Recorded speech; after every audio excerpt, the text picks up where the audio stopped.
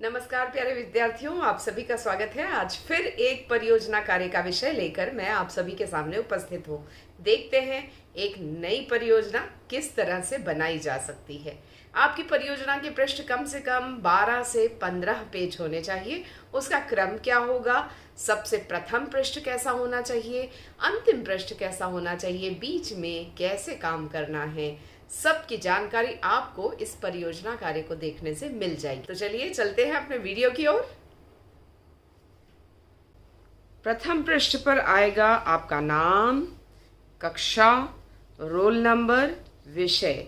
विषय हिंदी के अतिरिक्त यहाँ पर आपको विषय किस टॉपिक पर आपने परियोजना कार्य किया है वो भी लिखना चाहिए।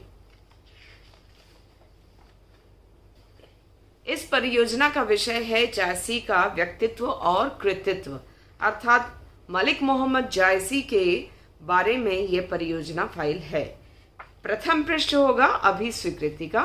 अभिस्वीकृति में आपको एक एक्नॉलेजमेंट की तरह बताना होता है कि आप किस विद्यालय से हैं, आपने इस विषय को क्यों चुना है और इस विषय पर परियोजना करने के दौरान आपको क्या क्या अनुभव हुए हैं और आपको कैसे ये काम में इंटरेस्ट आया या क्या क्या आपको परेशानियां आई। इस तरह से आप इसके बारे में यहाँ पर बात करेंगे अभिस्वीकृति में। फिर आता है आपका अनुक्रमणिका।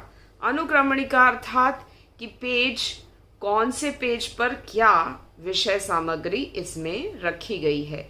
यहाँ पर विद्यार्थी को पेज नंबर भी लिखने चाहिए। मलिक मोहम्मद जायसी की तस्वीरें, उनका जीवन परिचय, उनकी शिक्षा कैसे हुई, अनौपचारिक हुई होगी निश्चित तौर पर। मोहम्मद जायसी के गुरु कौन थे, उनकी रचनाएं प्रमुख जो भी हैं, 5 रचनाएं डालनी चाहिए, वो डाली है विद्यार्थी ने। भाषा शैली उनकी कैसी है, पुरस्कार उन्हें कौन से मिले हैं, मृत्यु कब हुई और निष्कर्ष क्या है। साथ में संदर्भ ग्रंथ सूची, अर्थात इस परियोजना कार्य को पूरा करने में कौन कौन से वेबसाइट से आपने सामग्री ली है उसे कहते हैं संदर्भ सूची। मलिक मोहम्मद जायसी का चित्र है, ये आप देख रहे हैं। इनका जन्म कब हुआ, मृत्यु कब हुई, ये यही लिख देना चाहिए। आगे इस विद्यार्थी ने जीवन परिचय डाला है। जीवन परिचय है ये जायसी जी का। शिक्षा, उन्होंने शिक्षा औपचारिक की या अनौपचारिक या उनके गुरु कौन हैं उसके विषय में जानकारी दी गई है। मोहम्मद जायसी के गुरु शेख बुरहान के बारे में जानकारी इस पृष्ठ पर दी गई है। उनकी रचनाएं कि उनकी रचनाएं कौन कौन सी हैं। मलिक मोहम्मद जायसी की जानी मानी रचनाएं पद्मावत, आखिरी कलाम, चित्रलेखा, अखरावट आदि का यहाँ संक्षिप्त परिचय विद्यार्थी ने दिया है।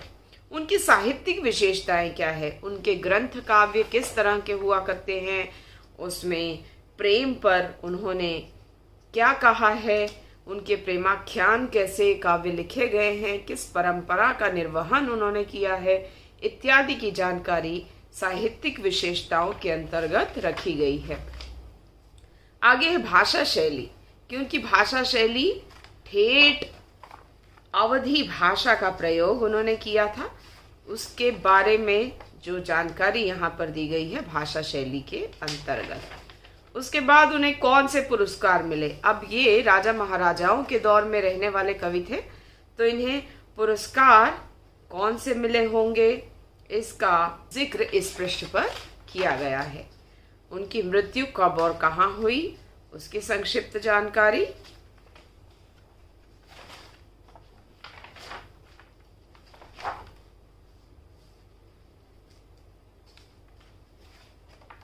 इसके बाद पृष्ठ, अंतिम पृष्ठ है निष्कर्ष का, कि निष्कर्ष में विद्यार्थी ने क्या पाया और जायसी के विषय में क्या जानकारी उन्हें मिली उसका यहाँ पर उल्लेख है।